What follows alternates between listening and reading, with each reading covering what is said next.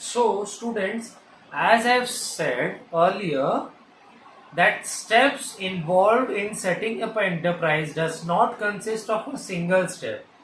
It consists of a numerous or multi steps. So, as we have done the first step, that is selecting the line of business, now we'll move to number 2 step, that is deciding the size of unit. So the entrepreneur and all the other experts of management team should decide the size of the business unit. Size of the unit means the scale, whether the business unit will be small, whether the business unit will be large, or whether the business unit will be medium in size. So as I have written here, entrepreneur and the group of management experts should come together and have a good discussion about the size of the unit, because all the factors should be duly kept in mind and should be carefully discussed so as to keep the size in optimum level.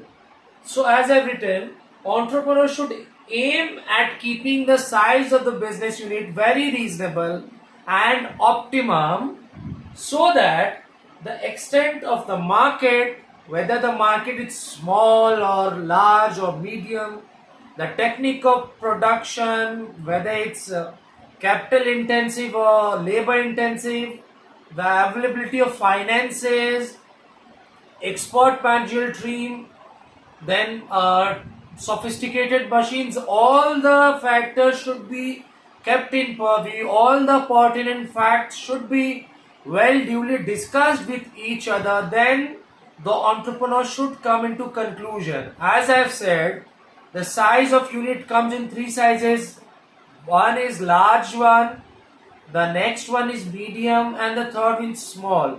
So large scale of business unit needs a large scale of huge investment, then needs a very expert and professional team of experts, needs all the high-fi sophisticated machines, new technique of production. So large scale of production, large scale of business unit needs large scale of huge investment, export measures will risk, very professional skilled manpower and laborer, then needs high sophisticated machines, new technique of production, while on the other hand medium scale of operation requires medium size of investment, and the small scale of business unit requires small amount of investment.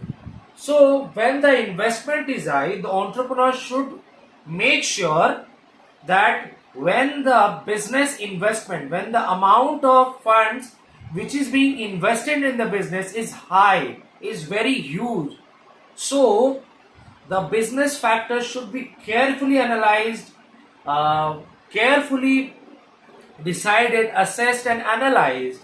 When the business investment is huge, so the risk factor is also huge. So first of all, the entrepreneur should start with a small size, because the entrepreneur should start with a small size. So when the entrepreneur will gain the profit, when the entrepreneur will make profit out of that small business, so the entrepreneur can take all the steps ahead to expand and modernize the business gradually, slowly. So as I've written here, when the investment is high and the risk factor is also high, because risk is inseparable and inherent part in the business. So each business goes through this risk. So risk is a part and parcel of business. No one can fully eliminate this business risk factor. Business risk can be bring down to extent. It can be mitigated with the help of informations collected and carefully studying the business environment. So when the investment is high and the risk factor is high, new business idea, when it is to be tried, it is very much advisable and preferable that the young and the budding entrepreneurs who want to pursue and establish enterprise, they should start with a small scale of investment, and when the enterprises makes profit, so then the entrepreneur can expand, modernize and diversify their operation, and then they can gradually start making the enterprises more expanded. Now, these all factors should be kept in mind, and a team of professional management with having the skilled and all the knowledge, they should have a group discussion so that the business scale, the business unit should not be very large and should not be very small.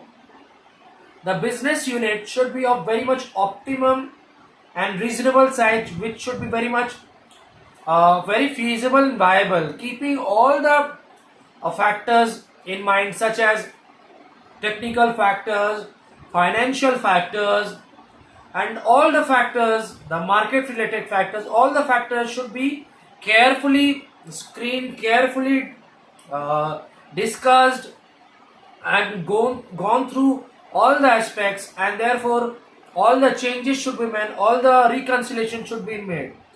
However, if an entrepreneur in the initial stages want to start with a large scale of investment, want to start a large enterprise, so the entrepreneur is willing to take the risk, so the entrepreneur can go ahead. So as I've written, however, the initial stage of the enterprise can be large provided the entrepreneur is willing and able to take all the risk regarding the all the factors of production, be it financial, be it technical, be it managerial, be it market wise.